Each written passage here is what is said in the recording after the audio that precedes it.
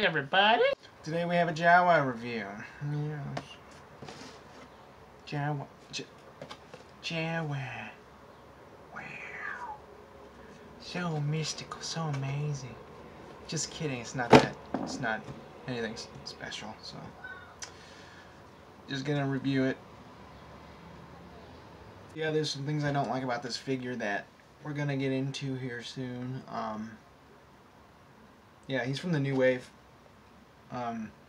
For those of you who don't know. Which I'm sure you know because you are watching this video, so let's get into it. So here we have the box. Black Series, blah blah blah. Cute Jawa. Number 61, and the tidbit. Jawas comb the desert of Tatooine in search of discarded scrap and wayward mechanicals. Using their cobbled together weaponry, they can incapacitate droids and drag them to the treaded fortress homes, immense sand-scarred vehicles known as sandcrawlers. That's great.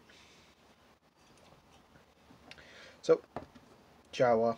So, I am not a huge fan of this figure for a few reasons. Reason number one being, it only comes with one Jawa. Now, normally, when somebody says Jawa, it's usually plural, and it's nice to get variation in size because a lot of these Jawas were different sizes. Another thing I don't like is the way the cuffs are. The articulation isn't great, and the movements are restricted to what you can pose them in because of that. And honestly, that's not too big of a problem. But anyway, let's just get into it, and I will explain further later.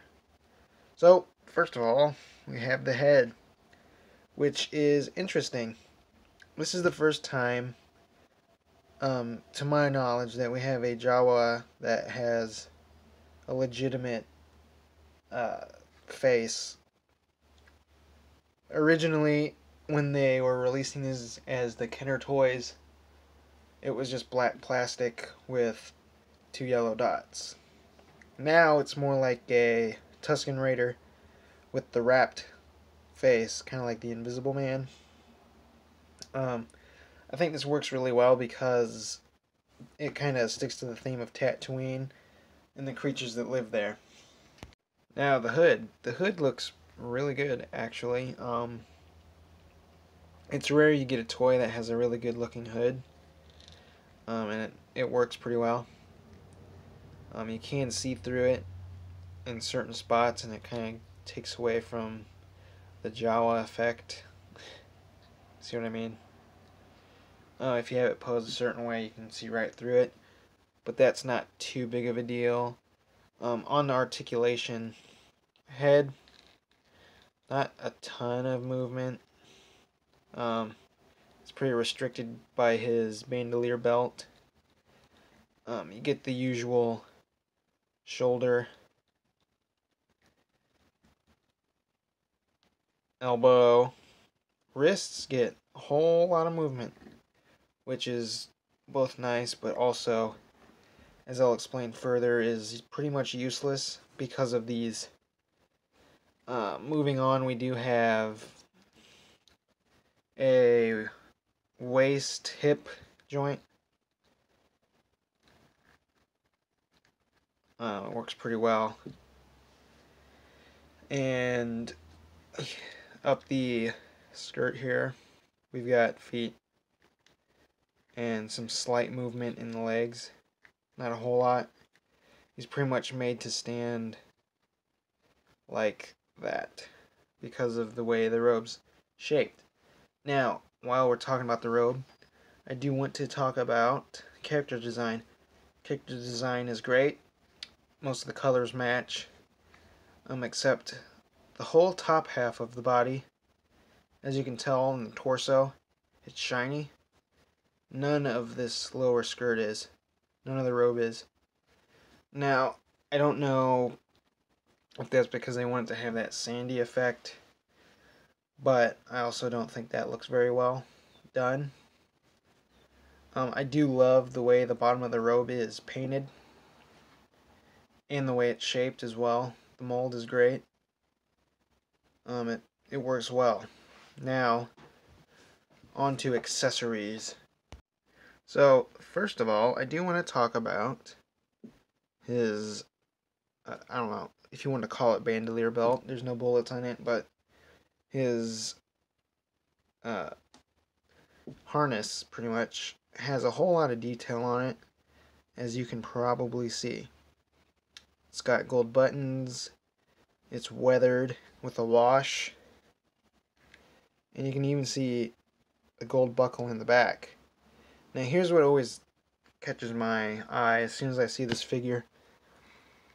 A zapper that's attached. Now this looks like it would be cool, but it doesn't work very well when he's holding it. Well, actually when he does hold it, it does look pretty decent, but the issue I had immediately right out of the box, and as I've seen is a common problem, is the holster. As you can tell, it does not go in very well, and as you can see, the gun is very fragile because of the very thin barrel. Now, I don't really know who designs this stuff, but that's a pretty tight squeeze, to be honest with you. And I would say that that's just bad design right at, from Hasbro. There was no thought put into that. It was just, we'll stick something on there so they can put the zapper thing there. Like, I literally can't put this in right now. So, that's a pretty serious problem, I would say, because that's attached to his body, right? And you have this as well. Tell me how stupid he's going to look carrying both. Now, I do like the detail on this. It looks pretty good, except for they missed some paint. Not too big of a deal.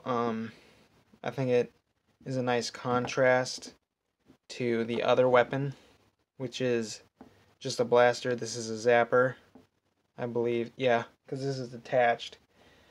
And yeah, as you can see, it's pretty good looking. But this caught my eye. This is really good looking. They did a nice silver paint job with a black wash over it, and it literally looks like metal. I think I would have liked it more if the stock was wood. It would have matched this one a little better. But other than that, it looks great. Yeah. So you may be wondering, but how well does he hold the weapon?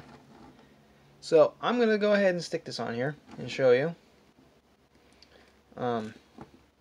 how he should be holding it if it were a real gun. Maybe. So there it is. First of all, a pretty basic issue is his arms aren't long enough to hold it like a proper weapon. So he's basically just going to be hip firing all the time. Pew! And, yep. So that is just poor design on their hand. He'll hold it like that, but that doesn't look very threatening. But I guess Jawas aren't threatening. And yeah, so both of the guns kind of fit like that. And I don't know if they just didn't design the arms long enough, or they were trying to stick to a certain length to make it more to scale to a Jawa. I don't know. But the arms don't really work well. And they don't look very natural, just sitting to the side. So it's kind of like, I kind of don't like it because of that. It's there's a lot of things that don't work.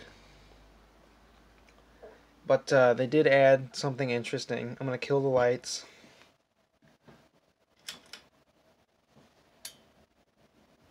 And we'll see if we can light his eyes long enough for you to see them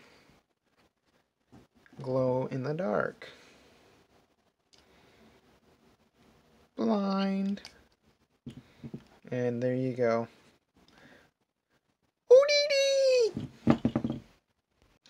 So quite obviously I'm not a huge fan of this guy.